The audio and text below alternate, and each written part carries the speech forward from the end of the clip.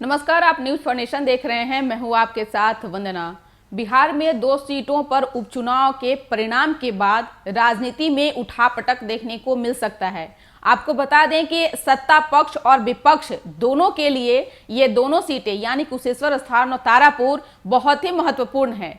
आपको बता दें कि अगर दोनों सीट राजद जीत जाती है तो बिहार के राजनीति में एक नया समीकरण तय हो सकता है, और अगर जदयू के खाते में ये सीट जाती है तो जदयू और भी ज्यादा मजबूत हो सकता है।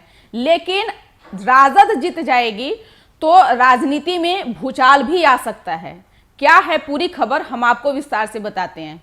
आपको बता दें कि वीआईपी सुप्रीमो मुकेश सहनी के इस बयान के बाद कि लालू यादव उनके लिए सम्मानित नेता हैं और वे अगर बुलाते हैं तो उनसे मिलने मुकेश सहनी जरूर जाएंगे।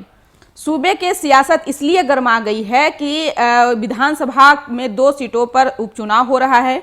ये दोनों सीटें अगर जदयू की है और अगर वो जीतती है तो वो मजबूत होगी, और यही नहीं, अगर राजद इस दोनों सीटों को अगर जीत जाती है तो बिहार की राजनीति में उथल पुथल मच सकता है।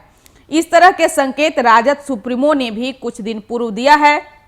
लालू यादव दावा कर चुके हैं कि दोनों सीटों पर राजद के उम्मीदवार जीतेंगे तो सत्ताधारी पार्टी में भागम भाग मचेगी, सरकार गिर भी सकती है, उनकी सरकार बन सकती है, यानी कि राजद की सरकार बन सकती है।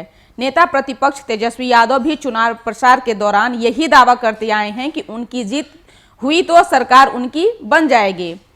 अगर बात हम पिछले विधानसभा चुनाव की करें तो राजद, कांग्रेस और वामपंथी पार्टियों का गठबंधन था, यानी कि 3 पार्टियां मिले, इसी कारण उन्हें महागठबंधन का नाम दिया गया।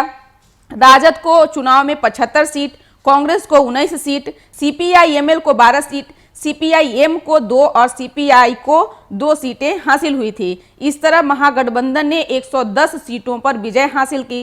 राजग की अगर बात करें तो 125 सीटें हासिल की और बिहार में राजग की सरकार है, यानी कि एनडीए की सरकार है। सरकार बनने के बाद बसपा विधायक जमा खान और लोजपा के विधायक राजकुमार सिंह जेडीयू में चले गए। दोनों अपनी अपनी पार्टी के इकलौते विधायक थे, इस कारण पार्टी बदलने से कोई दिक्कत नहीं हुई। निर्दलीय सुमित सिंह जो आज बिहार सरकार में मंत्री हैं, वो नीतीश को समर्थन किया, वे जदयू में शामिल नहीं हुए हैं। सत्ताधारी राजग में भाजपा के पास 74, जदयू के पास 43, हम के पास 4 और वीआईपी के पास 4 विधायक हैं, यानी कि कुल 125 विधायक हैं। दूसरी तरफ महागठबंधन के पास 110 हैं।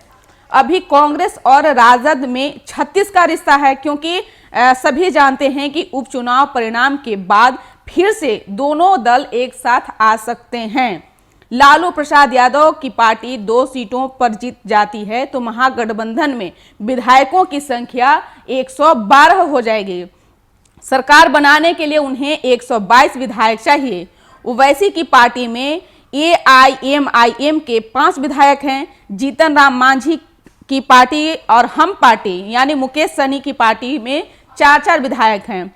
महागठबंधन को अगर ओवैसी की पार्टी 5, हम के 4 और 1 निर्दलीय सुमित सिंह का साथ मिल जाता है तो संख्या बल 122 तक पहुंच जा सकती है।